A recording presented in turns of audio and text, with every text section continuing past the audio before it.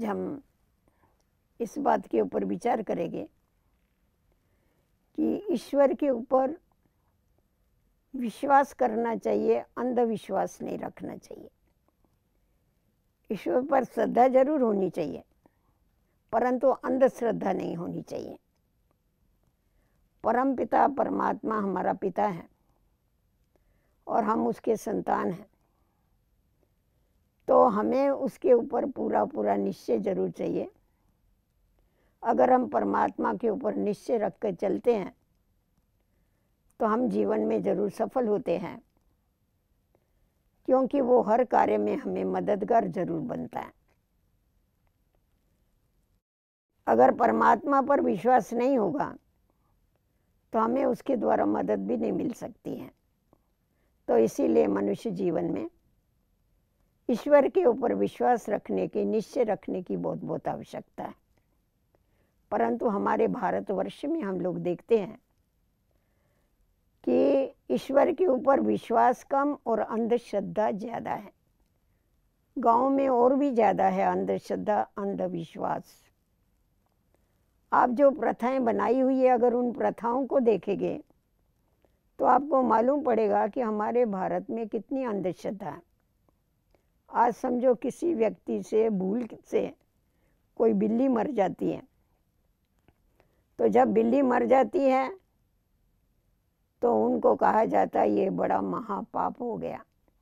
वास्तव में किसी को भी मारना ये पाप है, ये तो जरूर है, परंतु उससे जाने अनजाने अगर उसको कोई पत्थर लग गया और वो मर गई तो पंडित पुजारी उस व्यक्ति के पीछे लग जाते हैं और उसको कहते हैं जब तक तुम सोने की बिल्ली बना करके दान में नहीं देगे तब तक ये महापाप से तुम छूट नहीं सकेगे और तुमको मुक्ति नहीं मिलेगी।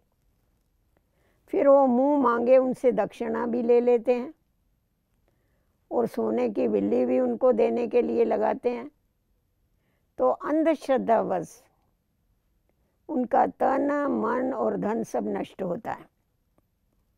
अभी पहले हम देखते हैं समाज में ऐसा था, साइंस के इतने साधन नहीं थे। खेती वाले जो लोग हैं उनके पास तो गायें भैंसें होती थी और है भी अभी भी, तो उनके पास दूध दही तो बहुत होता था और दूध की दुश्मन जो है वो बिल्ली है।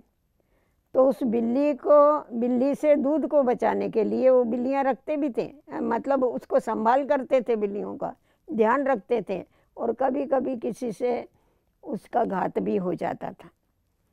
तो लोग संभाल के जानवरों से अपना व्यवहार करें, इसके लिए ये एक प्रथा बना दिया कि बिल्ली अगर मर जाएगी तो तुम्हारे ऊपर महापाप लगेगी।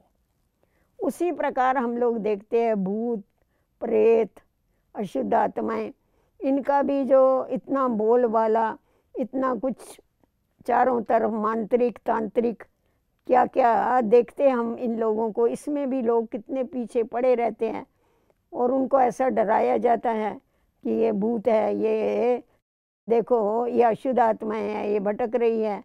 और जब उनको ये डराया जाता है तो जो कमज़ोर दिल वाले होते हैं वो डर जाते हैं, बीमार हो जाते हैं और फिर उनको ठीक करने के लिए उन तांत्रिकों के पीछे लगे रहते हैं, उसमें अपने समय को और धन को नष्ट करते रहते। अभी उसी प्रकार हम देखते हैं कि ये तो जो अनपढ़ लोग हैं इनके अंदर एक ये जागृति आवे, आध्यात्मिक ज्ञान की भी जागृति आवे और साथ साथ में एक जनरल नॉलेज भी उनको मालूम पड़े, तो जिससे इन बातों से वो छूट सकते हैं। परंतु कभी कभी इतना आश्चर्य लगता है कि जो एकदम पढ़े लिखे और समझदार लोग हैं वो भी इस चक्कर में आ जाते। अभी अभी रक्षाबंधन के समय हमारी एक बहन राखी बांधने के लिए जेल में, जो कैदी थे उनको राखी बांधने के लिए जेल में गई। जेल में गई तो वहाँ के जेलर ने एक बहुत अच्छी माता से उसका परिचय कराया, एक बहन से। तो इसने पूछा, वो बहुत एकदम एजुकेटेड और बहुत अच्छी लग रही थी, अच्छे घर की थी। तो जब इस बहन ने उससे पूछा कि आप यहाँ कैसे क्या आए, तो कहा बहन ऐसा हुआ, मैं एक तांत्रिक के चक्कर में फंस गई। उसने मेरे को बोला कि अगर तेरे को पुत्र की प्राप्ति चाहिए तो ये जो पड़ोसी का पुत्र है ना, इसका तुम खून करो। अगर तुम इसका खून करेगी तो तेरे को बच्चा होगा। तो उस लालच में मैंने उस बच्चे का खून कर दिया। फिर बहन ने पूछा आपको क्या मिला? बोला मेरे को उम्र कैद मिली, और क्या मिलेगा। तो मतलब अच्छे पढ़े लिखे हुए समझदार लोग भी ये तांत्रिक मांत्रिक इन लोगों के चक्कर में आ जाते हैं और उनका सच्चा मान करके कितने कितने कुकर्म कर डालते। तो इसीलिए हमेशा ये ध्यान में रखना है कि इन लोगों से हमें बच के चलना है और हमारा परमात्मा के ऊपर अटल निश्चय रखना है। अंधविश्वास नहीं रखनी है, क्योंकि परमात्मा को भी अभी ये करप्शन का समय चल रहा है ना, तो इसीलिए उसको भी कहेंगे मेरा तुम फलाना काम कर देना, मैं तुम्हारे को 1.25 रुपये का प्रसाद चढ़ा दूंगा, मैं तुम्हारे आगे नारियल तोड़ दूंगा, पता नहीं क्या क्या करते। तो ये जो सब कुछ करते हैं, जिसके कारण अपने समय को भी बर्बाद करते हैं, अपने धन को भी बर्बाद करते हैं। तो हमें इसके लिए परमात्मा का यथार्थ परिचय होना चाहिए, और यथार्थ परिचय अगर हमारी बुद्धि में है तो हम उसके साथ कनेक्शन जोड़ के उससे शक्तियाँ ले सकते हैं। उससे हम अपने जीवन को जीवन जीने की कला सीख सकते हैं। तो जब हम उससे जीवन जीने की कला सीख लेते हैं तो हमारा जीवन जो है वो सदा के लिए सुखी हो जाता है। तो परमात्मा के ऊपर विश्वास जरूर रखिए, परंतु आगे से ये पक्का कर लो कि कभी भी हमें अंधविश्वास ना रखना है, और ना जो अंधविश्वासु है उनको भी हमें क्या करना है, उनको भी उससे निकालना है। हम देखते हैं जब परीक्षा के दिन आते हैं ना, अरे मंदिर बच्चों से भरे हुए होते हैं। सारा बरस तुम इधर उधर खेलते रहेंगे और माताएं बहनें उनके अंदर वो एक विश्वास बिठाती है, तुम जाएंगे ना, जाके पूजा करेंगे, तुम जाके मत्था टेकेंगे तो तुम्हारे को अच्छे मार्क्स मिलेंगे।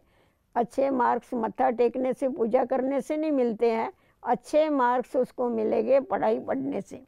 तो बच्चों को ये सिखाना चाहिए, उनको अच्छा रास्ता बताना चाहिए, उनके अंदर परमात्मा के लिए विश्वास पैदा करना चाहिए, ना कि अंधविश्वास पैदा करना चाहिए। तो तभी हमारी जीवन जो है वो श्रेष्ठ और ऊंची बन सकती है। ओम शांति।